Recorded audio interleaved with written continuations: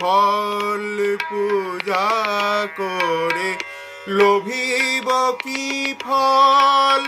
কি ফলে পূজিলে পাব ইষ্ট ফল? চরণেতে যার চতুর্বর্গ ফল, চরণেতে যার চতুর্বর্গ ফল, মোক্ষ ফলের বৃক্ষ হর মনোরমা।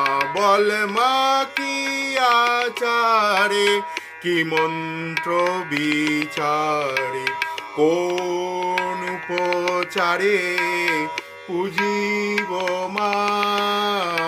বল মা কি আচারে, কি মন্ত্র বিচারে, কোন